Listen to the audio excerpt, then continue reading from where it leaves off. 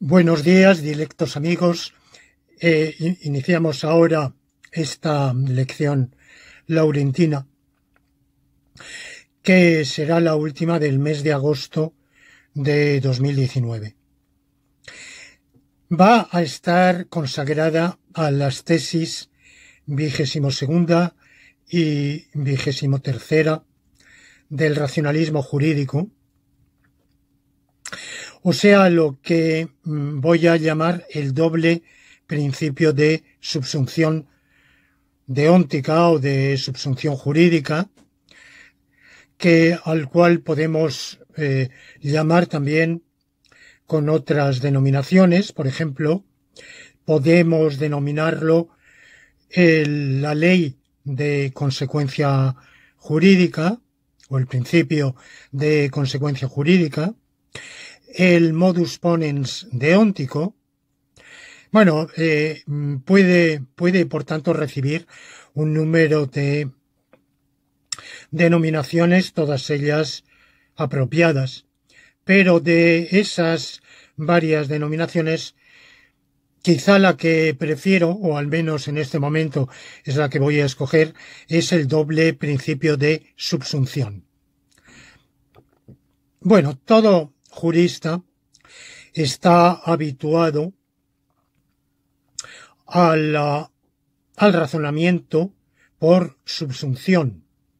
En realidad es la piedra angular del razonamiento de cualquier juez, abogado, fiscal, pero también de otras profesiones jurídicas, de los registradores, de los notarios. Existe una norma general que especifica que es lícito, cumpliéndose unas condiciones, se realice una conducta. Esto en la 22ª tesis. Y en la 23ª tesis, que es preceptivo, aquí no es lícito, sino preceptivo, que de cumplirse unas condiciones se realice una conducta. Bueno, esto que yo he enunciado con esa paráfrasis castellana, verbal, de cumplirse unas condiciones, en realidad tiene dos vertientes.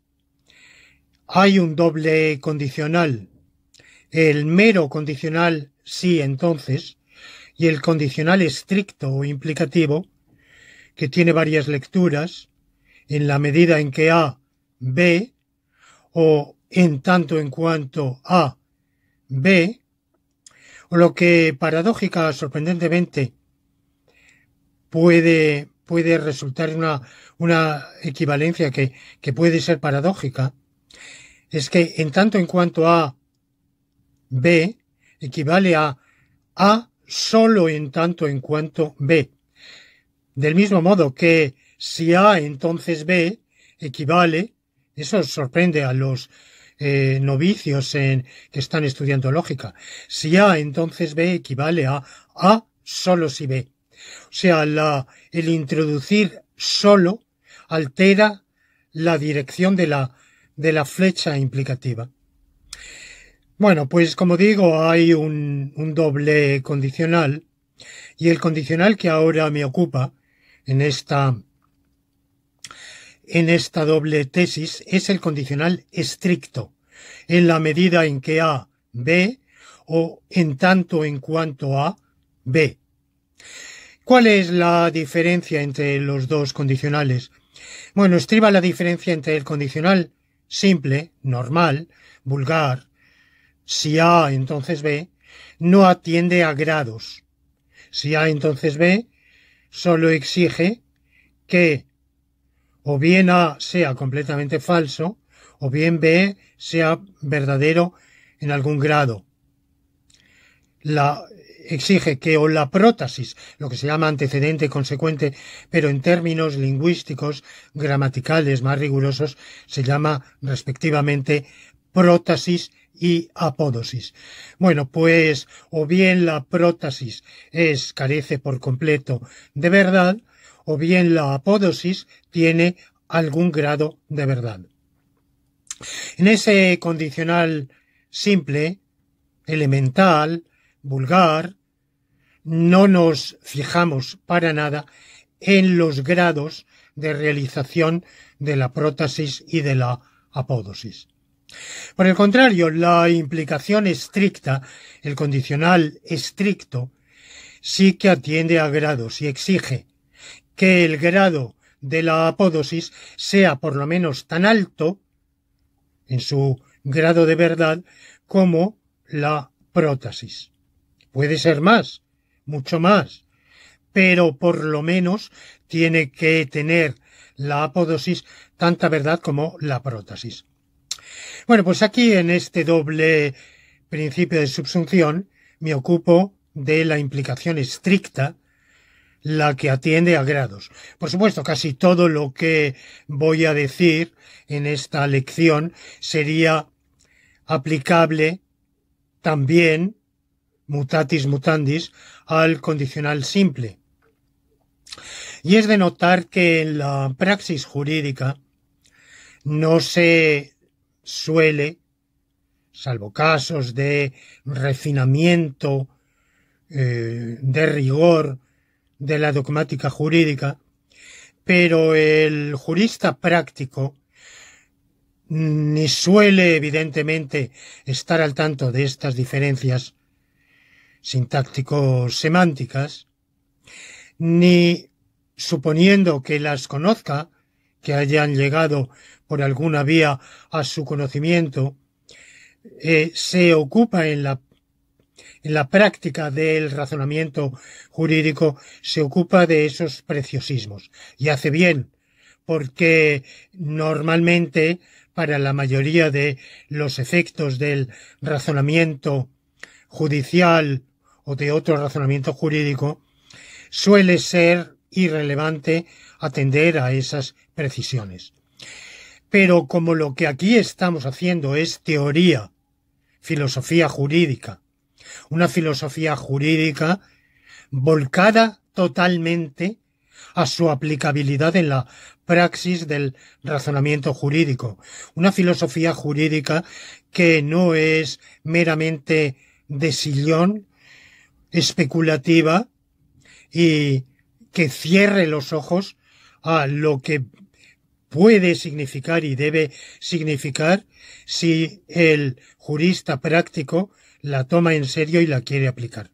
Todo lo contrario, es decir, hacemos una filosofía jurídica totalmente volcada a esa praxis del razonamiento jurídico. Una filosofía jurídica cuya vocación es eminentemente práctica. Es una teoría cum praxi, para decirlo con el famoso, la proverbial locución de Leibniz. Pero teoría cum praxi no deja de ser teoría.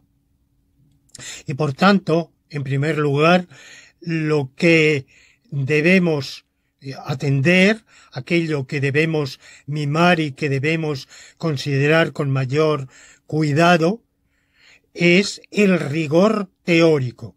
También atenderemos a la aplicabilidad práctica, pero más aún al rigor teórico. Y en ese rigor teórico no podemos soslayar en modo alguno, puesto que abrazamos una teoría de grados de verdad, grados de realidad, grados de existencia de los estados de cosas, y asimismo de grados de licitud, de grados de obligación. Bueno, pues desde el momento en que abrazamos una teoría gradualista, no podemos desconocer, ni pasar por alto, ni omitir la diferencia que hay entre el mero condicional, que no atiende para nada a grados, y la implicación, propiamente dicha, que toma en cuenta esos grados. De manera que en esta lección de hoy hablo de la implicación propiamente dicha, la que atiende a grados. La tesis 22ª, el primer principio de subsunción jurídica, nos dice por consiguiente que sí es lícito que en la medida en que se dé un supuesto de hecho se realice una consecuencia, entonces, en la medida en que efectivamente se realice ese supuesto de hecho, es lícito que se lleve a cabo esa consecuencia. ¿Dónde está aquí, digamos, la clave? La clave se halla en el desplazamiento del operador de licitud. En el antecedente, o sea, hemos visto que, yo digo, si tal cosa, entonces tal otra. En el antecedente, el operador de licitud afecta a toda la fórmula implicativa. Si es lícito que en la medida en que A, B, ahora paso al consiguiente. Entonces, en la medida en que efectivamente, de hecho, suceda que A, será lícito B. O sea, el operador de licitud, en el antecedente total de la fórmula total, afecta a la fórmula implicativa en su conjunto. En cambio, en el consecuente, afecta sólo a la apódosis. Lo hemos sacado, o si quieren, lo hemos metido dentro de la fórmula y lo hemos desplazado a la apódosis. Bueno, ¿eso qué significa?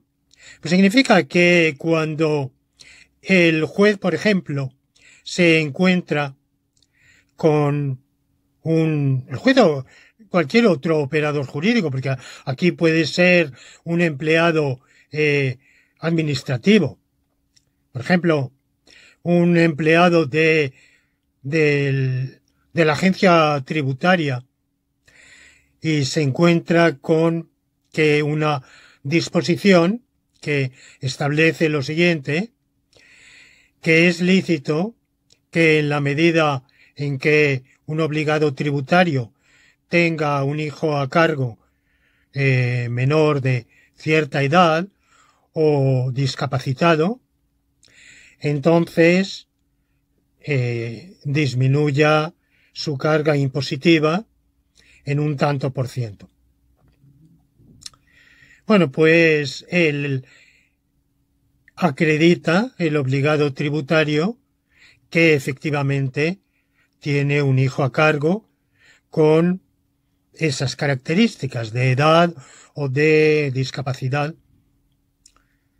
Entonces, evidentemente, aplicando este principio de subsunción, concluye que a ese obligado tributario le es lícito reducir su carga tributaria en un tanto por ciento.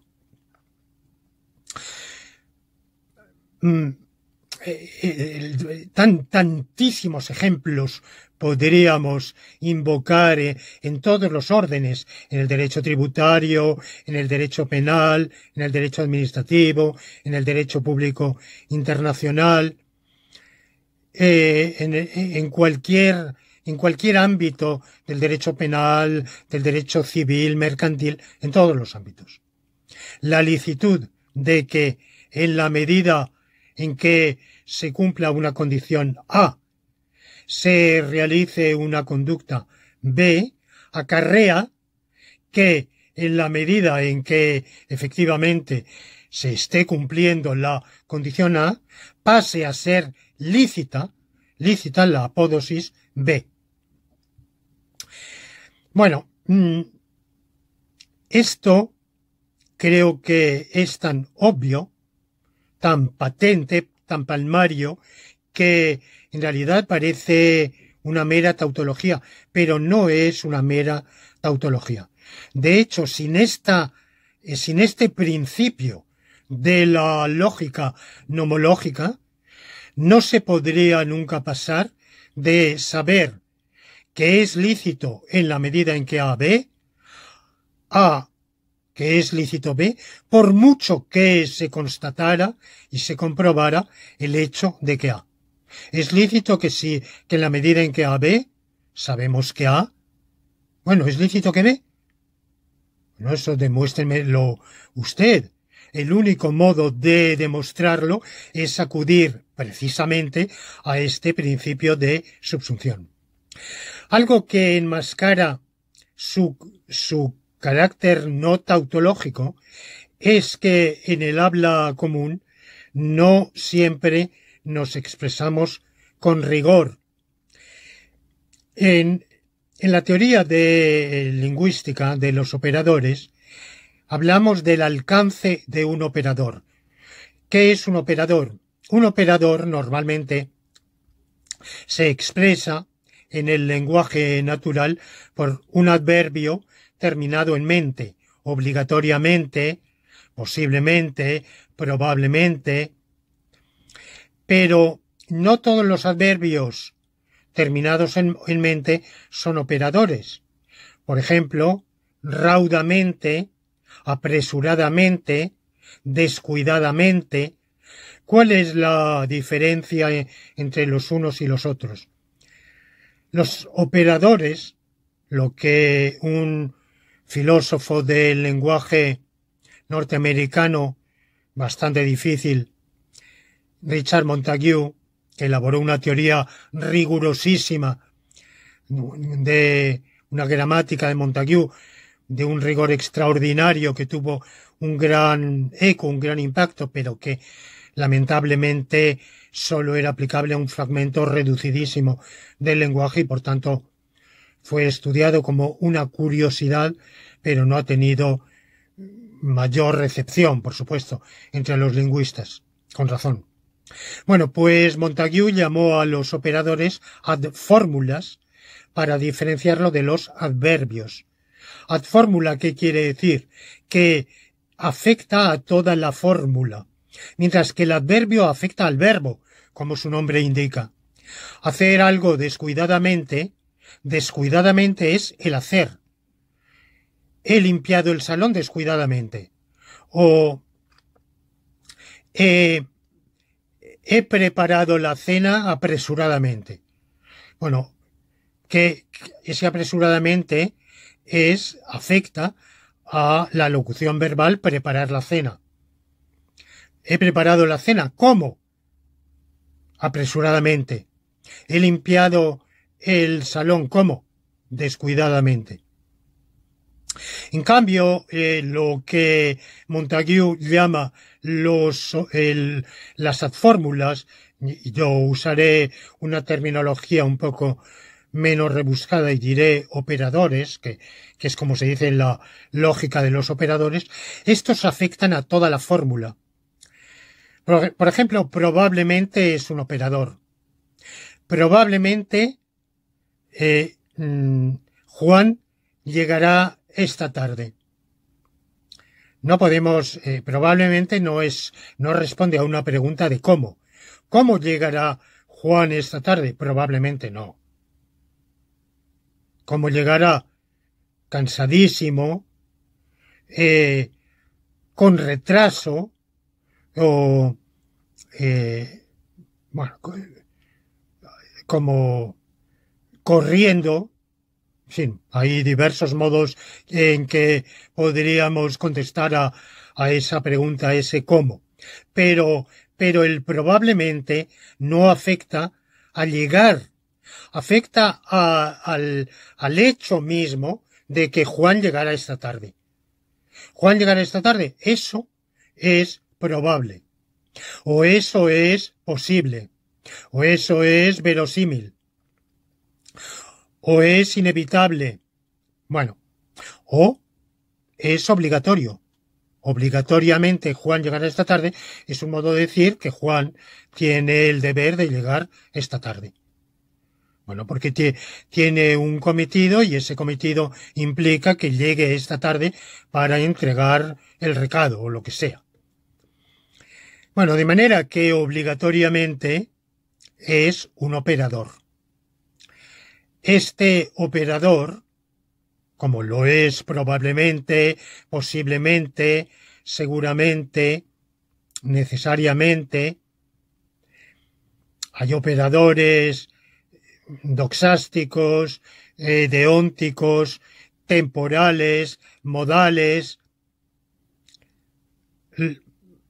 probabilísticos, los hay de diversa índole. Aquí me interesan los deónticos y en este caso los de los de obligación y licitud. Y ahora estoy con la licitud. Por tanto, es lícito que en la medida en que A, B equivale a que lícitamente, en la medida en que A, suceda que B. Dado eso, supuesto eso, y supuesto realizado el supuesto de hecho A, pasa a ser lícito, en esa medida en que se haya realizado A, pasa a ser lícito B. Y así hemos desplazado el operador de licitud de toda la fórmula en la medida en que AB a la apódosis de esa fórmula, o sea, AB.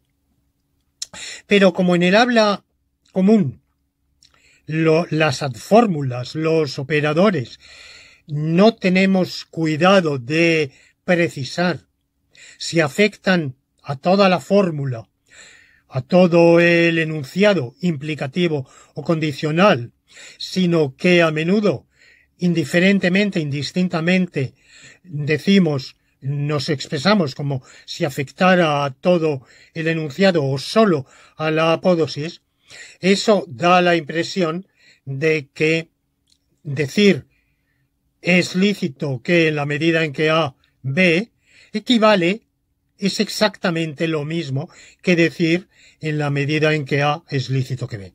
Y eso no es así. Por mucho que en el habla común, descuidada, incluso la de el propio jurista, cuando no está atendiendo a las precisiones, al rigor de la expresión, lo podamos decir así. Eso nos sucede en muchos casos. Si ha nacido en Nador, probablemente es hijo de militar. Bueno, lo que queremos decir es que probablemente, si ha nacido en Nador, es hijo de militar.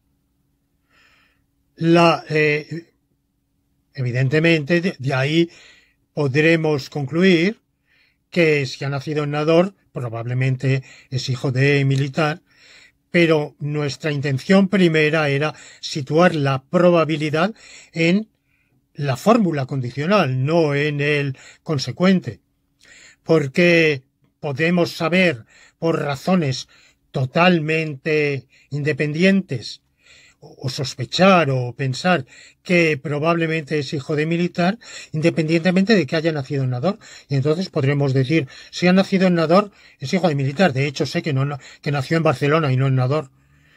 Pero a mayor amuntamiento, si ha nacido en Nador, probablemente es hijo de militar, claro. Porque yo sé que probablemente es hijo de militar. Es más, a lo mejor lo sé de fijo, lo sé a ciencia cierta.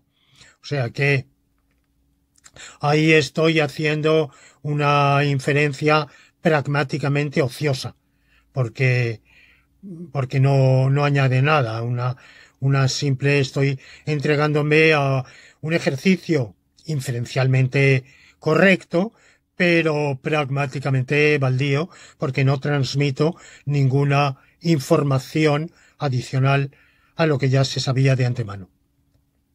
Bueno, pues como en el habla común no tomamos esa precaución de precisar cuándo el operador afecta a toda la fórmula o cuándo afecta a la apódosis, sino que a menudo hablamos, el propio legislador redacta sus textos con ese descuido y no se lo vamos a reprochar porque no le vamos a exigir un rigor lógico en la manera de expresarse cuando el contexto comunicacional, el contexto mismo de la comunicación legislativa nos permite perfectamente captar lo que quiere decir. Y no necesitamos que nos lo diga con exactitud o con rigor.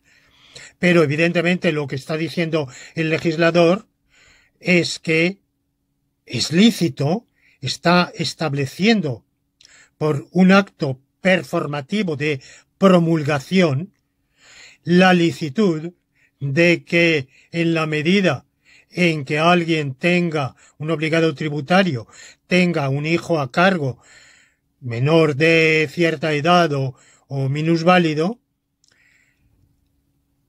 se reduzca su carga tributaria en un tanto por ciento o en una determinada cantidad.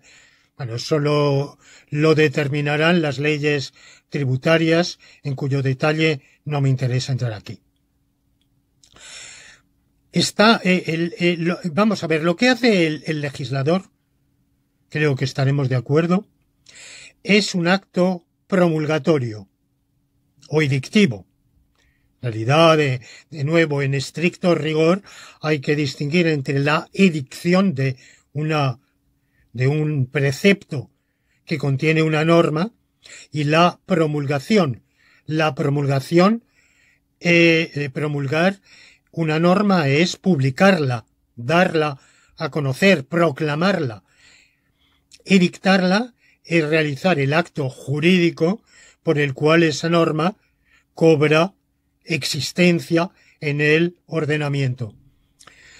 Pero en la práctica los dos actos, conceptualmente diferenciables de edictar y promulgar, tanto en el habla corriente en la propia jerga jurídica, como en el modo normal de hablar, identificamos ambos actos y para mis propósitos actuales voy a considerar que son uno solo. El legislador promulga, por consiguiente, una norma, en este caso una norma de licitud. La norma de licitud por la cual es lícito que, incumpliéndose A, en la medida en que se cumpla A, se realice B. Para que ese acto edictivo o promulgatorio del legislador, que es un acto performativo, para que ese acto sea tal acto promulgatorio, su contenido tiene que ser un contenido deóntico, sea de prohibición, sea de licitud, sea de obligación. Cuando el legislador, cuando realizamos un performativo, ustedes recuerdan que la teoría de los performativos fue una de las aportaciones conceptuales a la filosofía del lenguaje del filósofo inglés Austin. Bueno, pues cuando Austin elabora su teoría de los performativos, dice que hay, como en su famoso artículo How to do things with words, cómo hacer cosas con palabras. Bueno, pues en principio, digo en principio porque evidentemente yo sé que en lingüística y en filosofía del lenguaje todo es complicado, que hay paráfrasis, pero no quiero complicar. En principio, para que un acto de habla sea performativo, tiene que enunciarse, tiene que proferirse iniciándose con un verbo que sea performativo. ¿Qué verbos son performativos? Pues, por ejemplo, prometer. Prometo llegar mañana a las 8 de la mañana. Por ejemplo, preguntar. Pregunto, te pregunto si hace frío. Por ejemplo, mandar. Te ordeno que vengas aquí inmediatamente. Prometer. Todos estos verbos son performativos en el sentido de que cuando realizo un acto de habla iniciado con uno de estos verbos performativos, he creado un nuevo estado de cosas. Existe un nuevo estado de cosas que no existía previamente. ¿Qué estado de cosas? Bueno, pues, por ejemplo, si he mandado, he creado un estado de cosas que podemos llamar jusivo. En cierto sentido, una obligación. Evidentemente, todo acto de habla performativo requiere un contexto de locución apropiado. Que haya un interlocutor. Si yo miro al espejo y digo, te ordeno venir, bueno, pues dirigírmelo a mí mismo mirando al espejo, dirigirlo mirando al vacío. No hablo a nadie, no tengo un interlocutor. Evidentemente no estoy efectuando ningún performativo. Tiene que haber un interlocutor, un destinatario, tienen que cumplirse determinadas condiciones para que un jusivo, o sea, un performativo de mandato, se realice. Tiene que mediar entre quien lo profiere y su destinatario algún tipo de relación por la cual el primero esté capacitado para impartir órdenes, consejos, para imperar, digamos, más que porque orden puede ser demasiado fuerte, mandatos, imperativos en algún sentido al destinatario. Bueno, pues el performativo que realiza el legislador cuando promulga algo tiene que ser un performativo que podría decir autorizo, evidentemente, pero equivalentemente simplemente promulgo, establezco, decido, dispongo de un contenido que se exprese con un operador deóntico. Porque si el contenido no se expresa con un operador deóntico, todo el contenido, no una parte del contenido, sino el contenido en su conjunto, si no se expresa con un operador deóntico, no hay tal promulgación. Por ejemplo, hay leyes que afirman hechos del mundo. Por ejemplo, la Constitución española de 1812, nuestra querida y amada Constitución gaditana, que no fue solo para lo que actualmente era España, sino para lo que entonces era todo el reino de España en ambos hemisferios, y que concedía iguales derechos y deberes a los habitantes de Hispanoamérica y de la España peninsular. Esa Constitución gaditana afirma que la religión católica es la única verdadera. Bueno, esa es una afirmación del legislador, pero no es un mandamiento. No, es decir, porque o de hecho esa religión es verdadera, la única verdadera, o no lo es, pero el legislador no lo puede decidir. El constituyente no lo puede mandar. Cuando en un célebre acto legislativo el gran revolucionario francés Maximiliano Robespierre propuso en 1794 a la Convención Nacional un decreto por el cual el pueblo francés reconocía la existencia del Ser Supremo y la inmortalidad del alma, y se votó. Bueno, pues evidentemente es un acto legislativo, pero difícilmente puede decirse que el poder legislativo francés promulgó que exista el Ser Supremo o que exista la inmortalidad del alma. Si existe el Ser Supremo, no depende para nada de que lo mande el legislador francés, y si el alma es inmortal, lo mismo. En realidad, esas leyes son pseudo leyes. Hay otros ejemplos más recientes. Por ejemplo,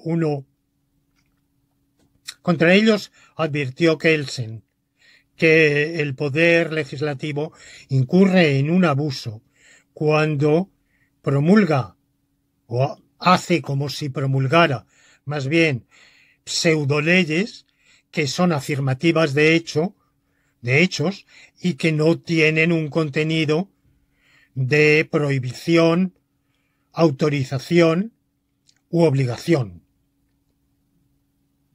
En una reciente ley aprobada por el Parlamento francés, reconoce la existencia del genocidio armenio de 1915.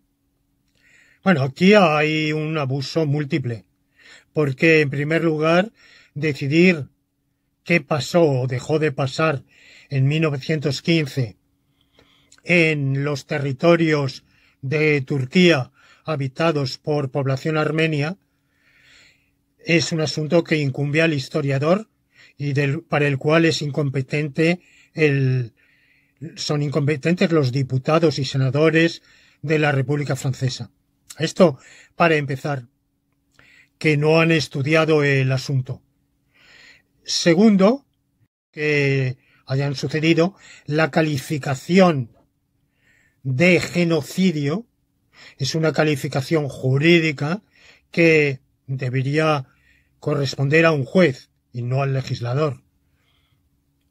Si es que existieran las condiciones para que tales hechos se llevaran a juicio a fin de extraer unas consecuencias jurídicas, el juez podría eventualmente pronunciar esa calificación de genocidio. Calificación muy, muy problemática, a mi juicio.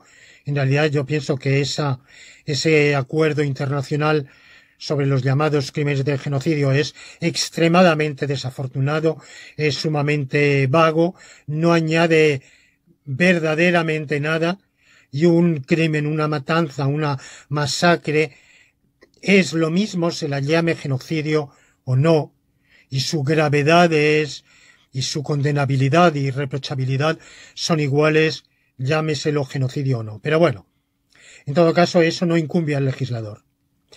Pero si se usa genocidio en el sentido más normal de la palabra, que genocidio, como en el sentido de qué masacre, qué matanza, qué escabechina, bueno, pues eso de nuevo podrá decidirlo el historiador, pero el legislador no. El legislador, al decir eso, está haciendo afirmaciones de hecho que no le incumben para nada. Todavía, en este caso, todavía peor, porque las está haciendo primero sobre un país y un territorio en el cual la República Francesa ni tiene ni ha tenido nunca jurisdicción ni dominio, con el agravante de que se lo está reprochando a un país con el cual en ese momento estaba en guerra Francia. O sea que no deja de ser un reproche contra un vencido. Turquía fue derrotada y descuartizada, desmembrada por los vencedores de la Primera Guerra Mundial, entre ellos Francia. Por tanto, es de mal ganador. Se puede ser mal perdedor, pero es mucho peor ser mal ganador. Mal ganador quien, encima de haber derrotado a un enemigo, se empecina en reprocharle su conducta. Conducta, a lo mejor, perfectamente, vamos, yo no me cabe la menor duda, en este caso, totalmente reprochable, pero, insisto, no es incumbencia para nada del Parlamento francés.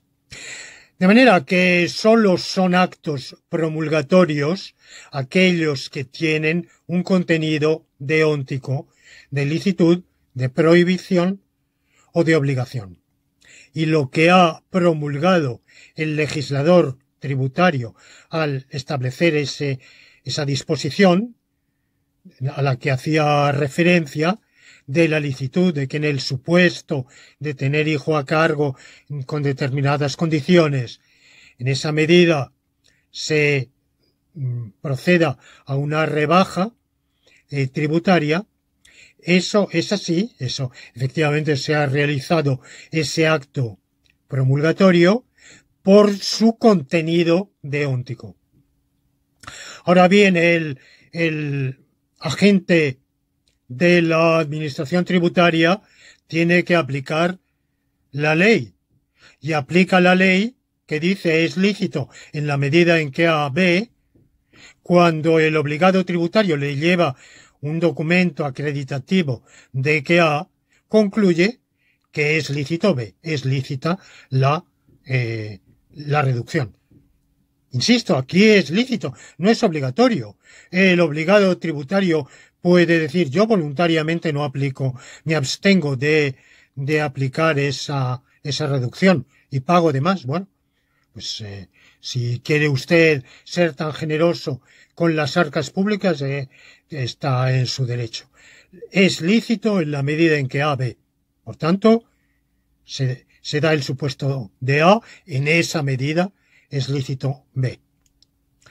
El principio de subsunción siguiente, el de la tesis 23ª, es exactamente igual, solo que aquí, en vez de licitud, hay obligación.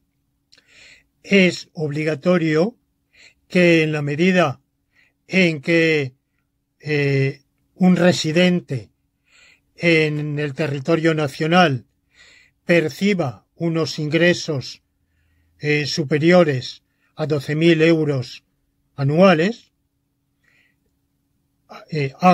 presente una declaración de la renta.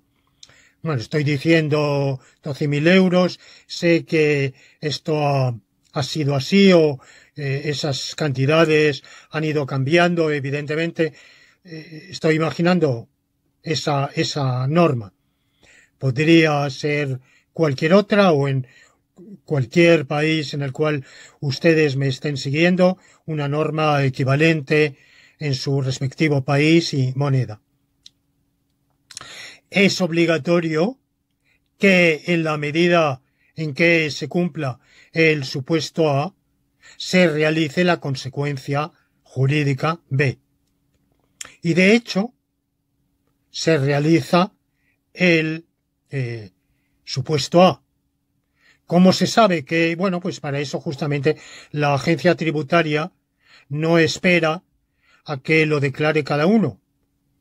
Hay dos modos de saberlo. Uno, que todos tengamos tanto espíritu cívico que hagamos una declaración veraz.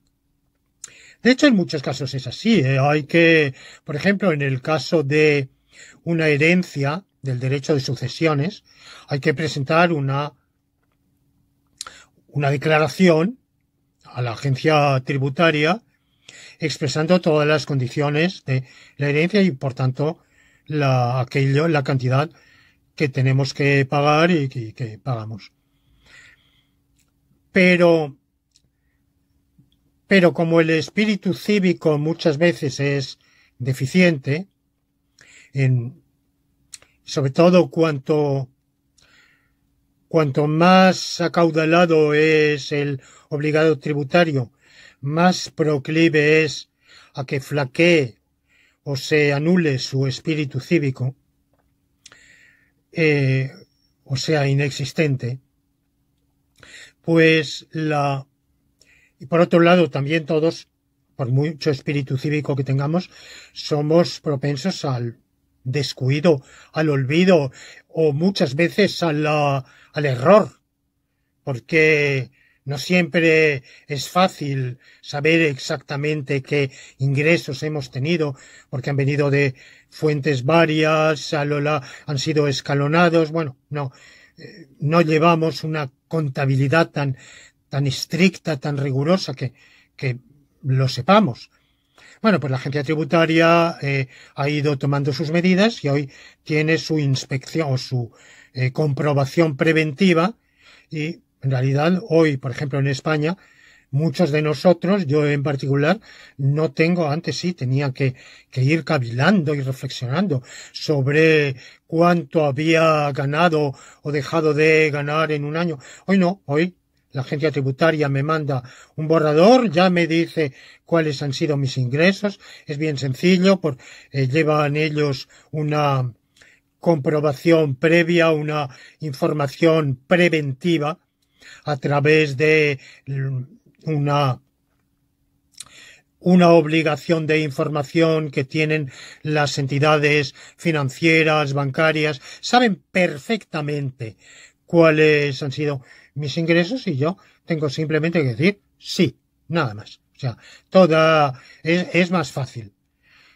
Afortunadamente antes era un rompecabezas esa declaración. Bueno, hay que agradecer a la administración que haya dado un paso adelante y nos haya facilitado. Lamentablemente no a todo el mundo, porque hay supuestos en los cuales gente de ingresos modestos, pero por ejemplo que vienen de actividades económicas, ya no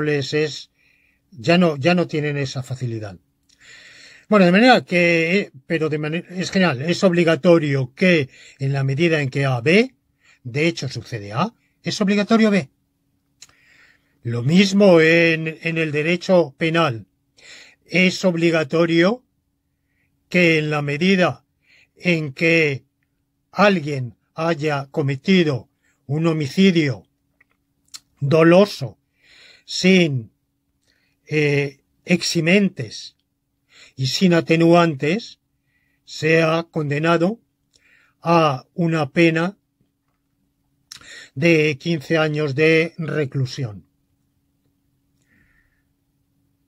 Y, de hecho, se comprueba que efectivamente se prueba en el juicio que Feliciano ha perpetrado un homicidio doloso que no está amparado por ninguna de las causas de justificación del artículo 20 del Código Penal, tampoco por el error, ni el error de hecho, ni el error de prohibición, y que no son de aplicación atenuantes del artículo 21. Por tanto, dado ese supuesto de hecho, dada la norma de la obligación de que quien haya perpetrado un homicidio doloso sin atenuantes ni eximentes sea condenado a esa pena, el juez concluye: debo condenar y condeno. Mejor en este caso no sería debo, sino sería un tribunal, evidentemente. Debemos condenar y condenamos a Feliciano a la pena de 15 años de reclusión. Tenemos la norma de obligación, el supuesto de hecho dado en la prótesis, la consecuencia jurídica dada en la apódosis. Pasamos de la obligación implicativa que afecta al vínculo implicativo entre prótasis y apódosis, pasamos a la obligación que afecta únicamente a la apódosis. ¿En virtud de qué? En virtud del conocimiento, en este caso la prueba concluyente en un juicio penal, de que efectivamente se ha realizado el supuesto de hecho A. En este caso, que se ha perpetrado, que Feliciano en concreto ha perpetrado un homicidio doloso sin estar amparado ni por eximentes ni por atenuantes. Bueno, ¿por qué digo que si formuláramos el contenido promulgado por el legislador colocando el operador de licitud o de obligación en la apódosis, lo que estaría enunciando el legislador no sería un contenido deóntico y por tanto no sería un promulgamiento, no sería un performativo promulgatorio, sino otro tipo de acto de habla meramente afirmativo. Bueno, pues justamente porque si A entonces obligatoriamente B es una enunciación fáctica, no es una enunciación deóntica. Y de hecho no equivale en absoluto a obligatoriamente si A entonces B. Lo mismo con la implicación. En la medida en que A es obligatorio B, es una afirmación de un hecho. Ciertamente que la apódosis de ese hecho es deóntica, pero el hecho implicativo en su conjunto es meramente fáctico, no es deóntico. Vamos a ver, ustedes saben que la esperanza de vida es variable según las clases sociales. Esto evidentemente es solo una correlación estadística. Hay individuos riquísimos, oligarcas multimillonarios, que mueren jóvenes, prematuramente, por accidente, por enfermedad, por diversas causas. Y bueno, pues hay personas paupérrimas que han tenido una vida durísima y que son centenarios. Bien, pero esas son excepciones. De manera general, según el tipo de vida, alimentación, modo de vida, trabajo, entorno que se haya tenido, varía la esperanza de vida. Igual que varía entre los países. En Angola es mucho más bajo que en España. Y según los periodos. Bueno, todo esto lo sabemos perfectamente. Y creo que estamos de acuerdo en que el incremento de la esperanza de vida es un logro, aunque es un logro quizá un poco cuya importancia para el bienestar humano me temo que está un poco sobrevalorada, porque lo más importante no es la esperanza de vida, sino la esperanza de vida aceptable, esperanza de vida con calidad de vida. Pero bueno, ya hay evidentemente personas muy ancianas cuya calidad de vida es nula o escasísima. Pero bueno, voy ahora a pensar que esa correlación estadística, por poner un ejemplo, evidentemente, voy a pensar que esa correlación estadística fuera tan estricta en un país que todos los mayores de 90 años fueran millonarios. no solo que haya una correlación estadística y que los individuos de clase alta o muy alta tengan una probabilidad de vida, de una esperanza de vida mucho mayor que los peones agrícolas, obreros de la construcción, porteadores u otros trabajadores manuales, sobre todo de oficios y empleos particularmente duros, como los que he dicho, o que tengan riesgos de salud, de accidente laboral especiales, como en la propia construcción, en la mina, trabajadores del mar, por ejemplo, pues evidentemente en todos esos empleos y oficios la esperanza de vida es más baja por las condiciones de salubridad y por las probabilidades de accidente laboral,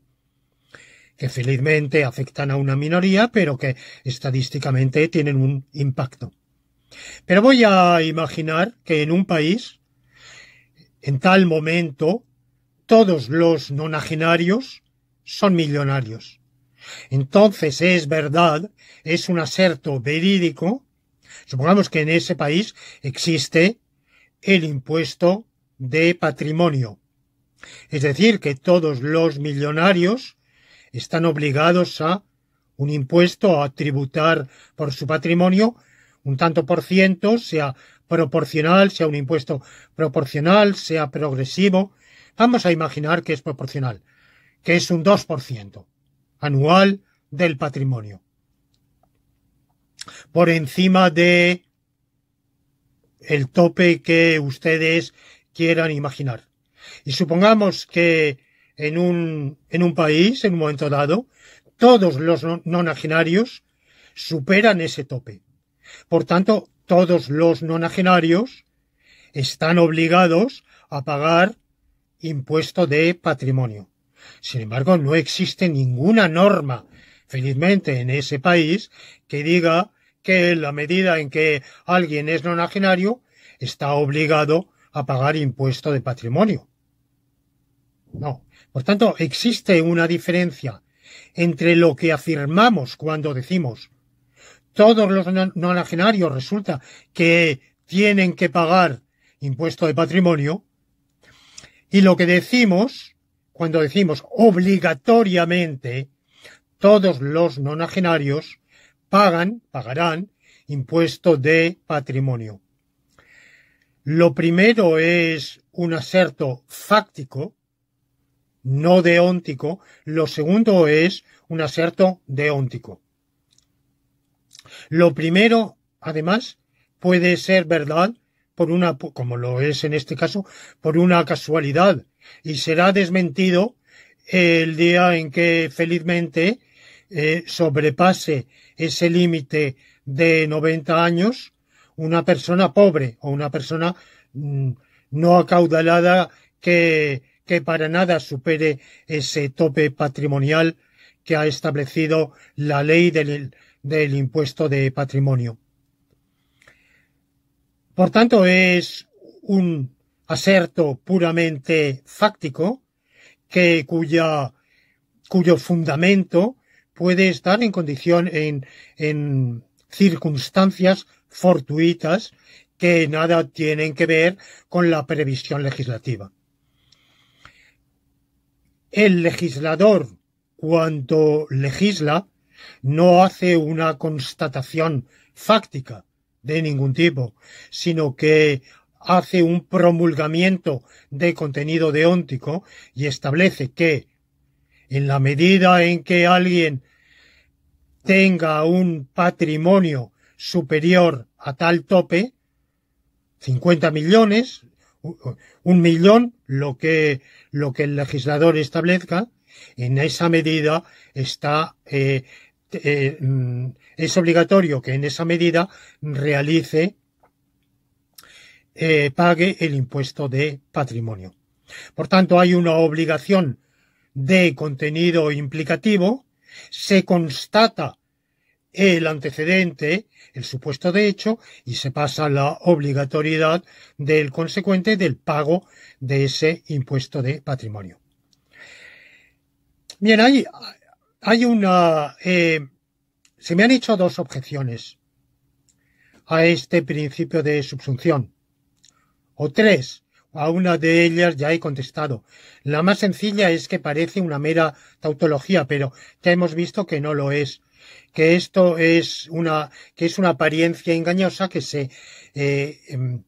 cuya raíz estriba en que al hablar, al expresarnos, incluso, por supuesto, el propio legislador al expresarse, no siempre lo hacemos con el rigor lógico que se requiere cuando queremos después aplicar un razonamiento jurídico u otro. En un contexto pragmático comunicacional, podemos el operador formularlo como si estuviera afectando solo a la apódosis, cuando por el contexto mismo de la elocución, por la función elocucional que estamos realizando, cae por su propio peso que está afectando a toda la fórmula y no únicamente a la apódosis. De manera que no hay una equivalencia ni lógica ni gramatical entre que el operador afecte solo a la apódosis o que afecte a toda la fórmula implicativa. Segunda objeción que se me ha hecho es que, en cierto modo, este principio de subsunción es una maniobra o es ocioso, porque sería más sencillo que los operadores deónticos, de licitud, de prohibición, de obligación, afectaran únicamente a la apódosis y no a toda la fórmula implicativa. Y entonces introducimos una complicación al pedir primero que el operador afecte a toda la fórmula implicativa, y luego, en virtud de este principio de subsunción, habilitamos al aplicador de la norma jurídica a que, en virtud de la constatación de la prótesis, del antecedente de hecho, del supuesto de hecho, pase a la obligación o licitud de la apódosis. Por tanto, eso nos lo ahorraríamos si de entrada dijéramos es que toda fórmula implicativa en la cual esté involucrado un operador deóntico, ese operador deóntico va a afectar solo a la apódosis. Pero ya he dicho porque esto no es así, porque eso no discrimina entre dos asertos, mejor dicho, dos contenidos, el uno puramente fáctico. Todos los nonagenarios en tal país están obligados a pagar impuesto de patrimonio, y una formulación deóntica que sería: es obligatorio que los nonagenarios paguen impuesto de patrimonio. Evidentemente que esto último no es verdad, no existe tal obligación. A ningún legislador se le ha ocurrido felizmente prescribir esa obligación, y si de facto resulta que por circunstancias fortuitas los nonagenarios tienen que pagar impuesto de patrimonio, no es porque el legislador haya prescrito semejante cosa. Lo que ha prescrito es que quienes tengan un patrimonio de más de tal tope, superior a tal tope, paguen impuesto de patrimonio. Por tanto, esta objeción de que es una maniobra complicada y que lo solventaríamos postulando de entrada o exigiendo de entrada que el operador afecte solo a la prótesis, esta objeción tampoco es válida. Tercera objeción un poco más compleja, que me formularon hace años en un congreso internacional de filosofía jurídica en Granada, cuando presenté en una mesa de trabajo, en una de estas reuniones que se hacen dentro de estos grandes congresos internacionales de filosofía jurídica. Dentro de ella presenté un trabajo sobre la lógica deóntica, y unos colegas holandeses me hicieron una objeción, y es que si yo formulo este principio, este doble principio de subsunción, me comprometo a lo siguiente. Me comprometo ciertamente a que, dada una obligación y dada la verdad de una prótesis, de un supuesto de hecho, se siga una obligación de la apódosis, o sea, dada una obligación implicativa y dada la realización de la prótesis, se siga la obligación de la apódosis. Muy bien, pero ahora apliquemos el modus tollens. En la medida en que A, B equivale, por modus tollens, a en la medida en que no B, no A. Igual que A es verdad solo en la medida en que B equivale a que no B es verdad solo en la medida en que no A. La prótesis implica a la apódosis.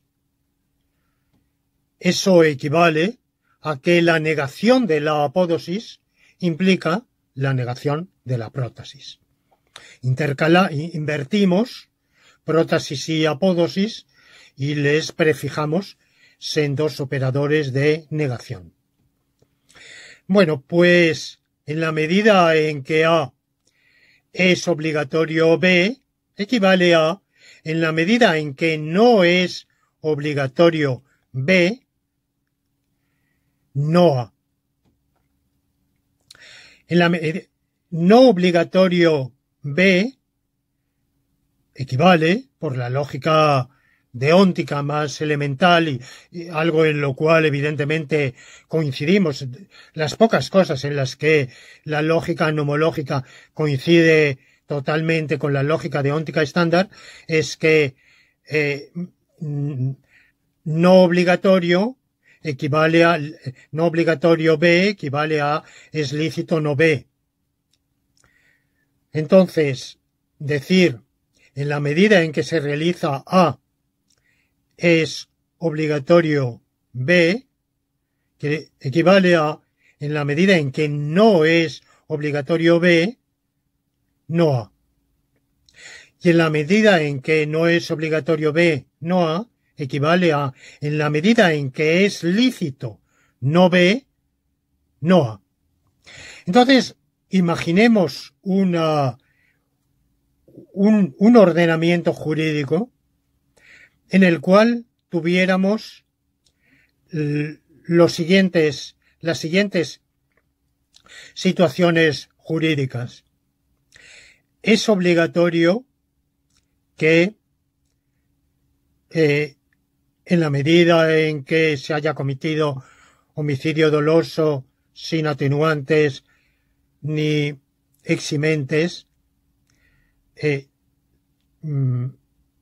se sufra condena de 15 años de reclusión.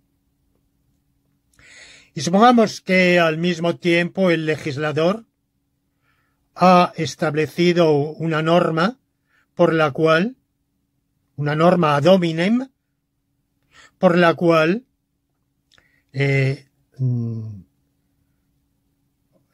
Juan Ignacio García López está exento de cumplir cualquier condena de reclusión. Lo ha eximido de cualquier condena de reclusión. Una norma de amnistía o de indulto promulgada por el legislador, que bueno, pueden ustedes decir que norma más rara, ¿no? Pero bueno, es la norma que ha existido y existe en muchos ordenamientos jurídicos. La institución, por ejemplo, en el viejo derecho inglés del pardon, del royal pardon, por hechos pasados, pero que en los debates, por ejemplo, quien conozca un poco la historia del derecho inglés sabe que se debatió si el rey estaba autorizado legalmente a conceder un perdón por infracciones futuras y no solo pasadas. Bueno, ha habido muchas leyes y a veces esas leyes son efectivamente ad hominem, en aras de la concordia, de la pacificación. A veces no hace falta que digan nombre y apellido, evidentemente.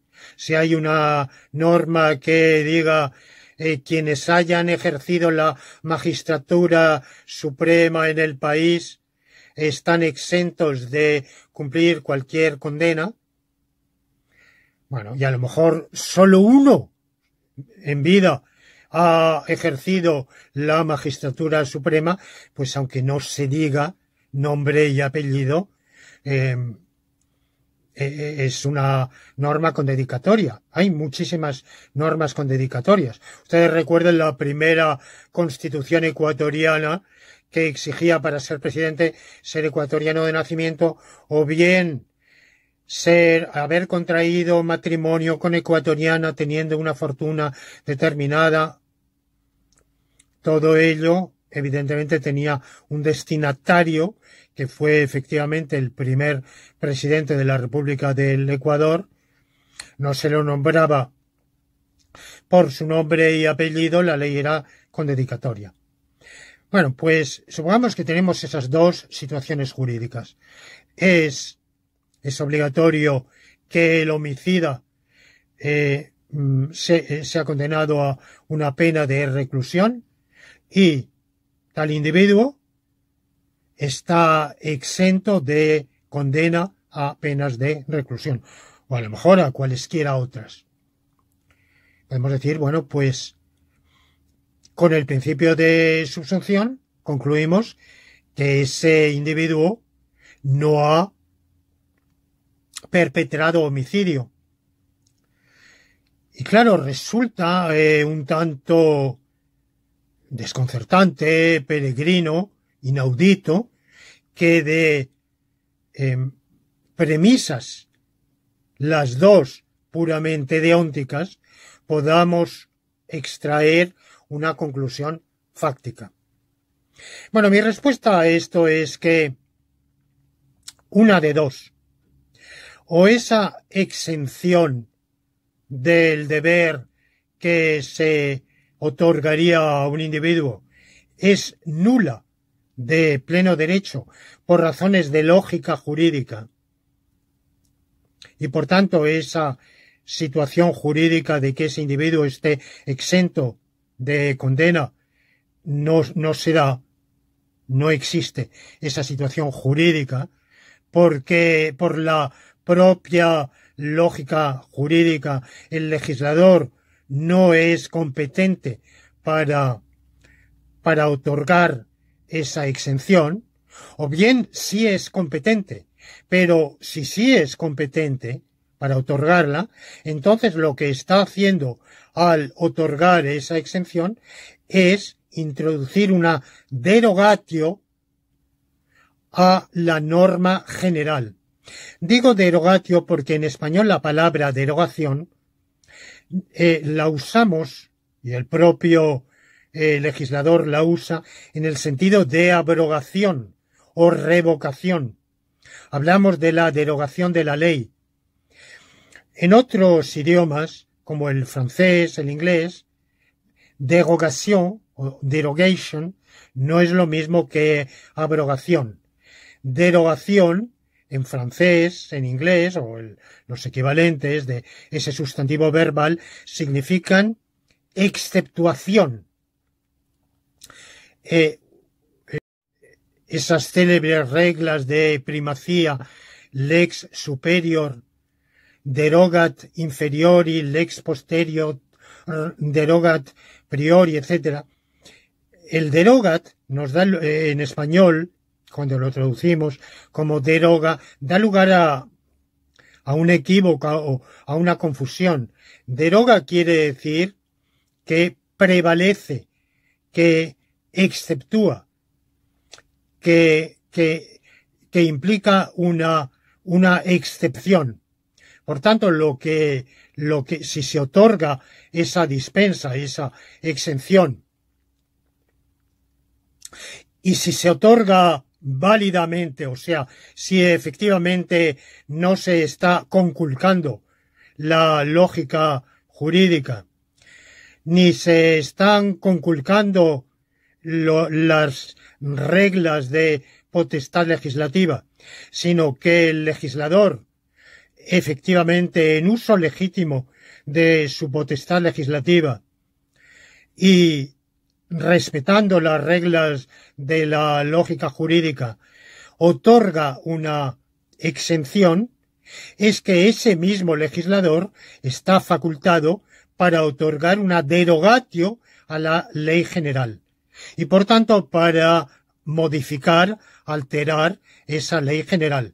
Y esa ley general habrá que leerla, habrá que interpretarla en el contexto legislativo total, como diciendo, a excepción de fulano de tal o de quien quiera que esté amparado por esa u otras exenciones legislativamente otorgadas, es obligatorio que quien haya realizado tal supuesto de hecho, en esa medida sufra tal consecuencia jurídica. Esto tiene una importancia, por ejemplo, por un debate que hay ahora mismo en España sobre el rey emérito. Y se debate si ciertos supuestos de hecho realizados durante el ejercicio de su potestad regia,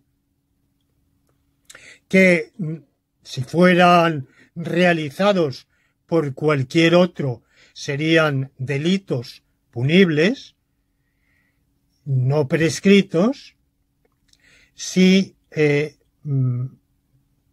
están amparados, porque la Constitución establece que el rey es inviolable.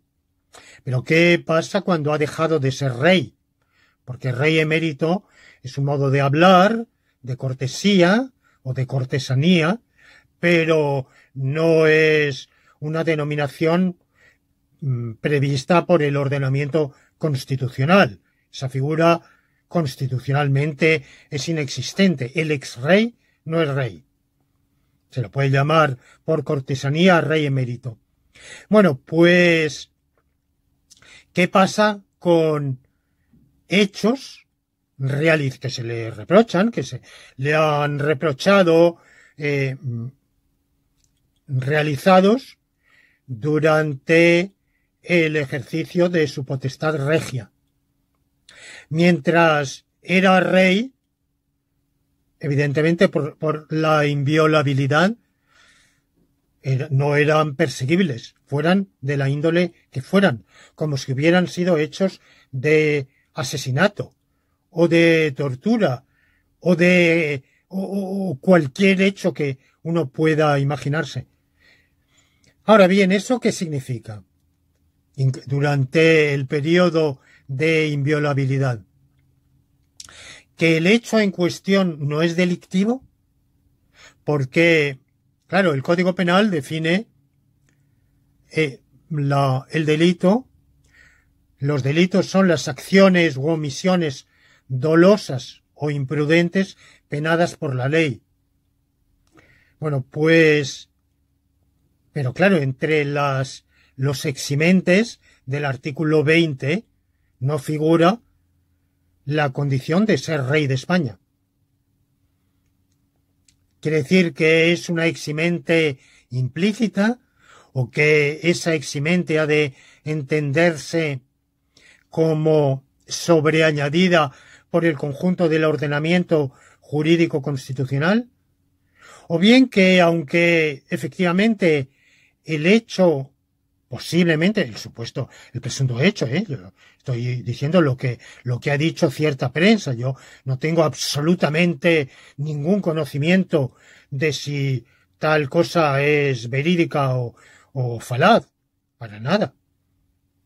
Pero en el supuesto imaginario de que fuera así, hechos de supuestamente penalmente reprochables, si fueran cometidos por otro. Bueno, pues ¿qué es lo que está faltando? Está faltando, por ejemplo, una condición de procesabilidad, y aquí estaríamos no en el derecho penal sustantivo, sino en el derecho rituario, es decir, que afectaría a la ley de enjuiciamiento criminal. Y esa ley de enjuiciamiento criminal, que de nuevo tampoco ella dice expresamente que son procesables criminalmente los súbditos, pero no el monarca. Eso la ley no lo dice, pero bueno, se podría interpretar así en el contexto del conjunto del ordenamiento jurídico constitucional. Pero claro, de nuevo, ¿qué pasa con el ex-rey? Porque se puede decir no, es que por todo lo sucedido durante el ejercicio de la potestad regia, se mantiene o bien un eximente implícito no formulado en el artículo 20 del Código Penal, pero implícito, o bien una circunstancia modificativa del tipo, tampoco formulada en el artículo, en el Código Penal, pero que por el conjunto del ordenamiento podría considerarse implícita. Quien, sin ser rey de España, realice tal acto, será condenado a tal pena. Bueno, es una lectura osada. Yo, bueno, no he visto a ningún jurista que la enuncie. Parece incluso irreverente. Y no estoy seguro de que nadie se sintiera halagado por estar exento gracias a una formulación así de los preceptos del Código Penal. O bien es una condición de procesabilidad, pero no está formulada en la ley. Simplemente, sí, claro, en virtud de la Constitución, que prevalece sobre el Código Penal y sobre la ley de enjuiciamiento criminal, quien está ejerciendo la potestad de rey de España es inviolable y por tanto no es procesable ni le es penalmente reprochable absolutamente nada, sea lo que sea, cualquiera que fuera el supuesto que uno pudiera imaginar. Pero que después de haber dejado de ser rey de España se mantenga esa exención no sólo para hechos posteriores, sino también para hechos simultáneos a ese ejercicio de la potestad, eso, ¿dónde está dicho? ¿De dónde se infiere? ¿De dónde se deduce? Bueno, es un problema de dogmática jurídico-penal, jurídico-procesal e incluso jurídico-constitucional, sobre la cual se ha pasado de puntillas. Quizá porque es un asunto delicado y en aras de la concordia pública se prefiere no entrar en eso. Lo que yo, con lo que yo concluyo es que una de dos. O existe efectivamente esa dispensa o esa exención, o bien esos hechos no tuvieron lugar. O sea que, de que efectivamente este individuo en particular, cualquier otro en situación similar, en cualquier otro país, no cometió hechos penalmente reprochables, o bien la dispensa, la presunta dispensa, no es jurídicamente válida, no existe esa dispensa en realidad, es porque el reconocimiento de la misma viola o bien la lógica jurídica o bien la propia potestad legislativa, o bien si ni la lógica jurídica ni la potestad legislativa están violadas y la dispensa efectivamente es válida, existe, es jurídicamente subsistente, entonces es que ese individuo, una de dos, o eso modifica la ley general, o si la ley general no es modificada y vale la dispensa, es que no se realizó ese acto punible, que es lo que yo evidentemente deseo fervientemente que haya sucedido, que esos hechos que alguna prensa ha traído, ha invocado, no se hayan realizado. De manera que así concluyo. Hay un encaje difícil, problemático, entre las normas de carácter genérico, las normas o las situaciones jurídicas, mejor dicho, de carácter individual, pero cuando hay una colisión entre una norma general y una norma singular,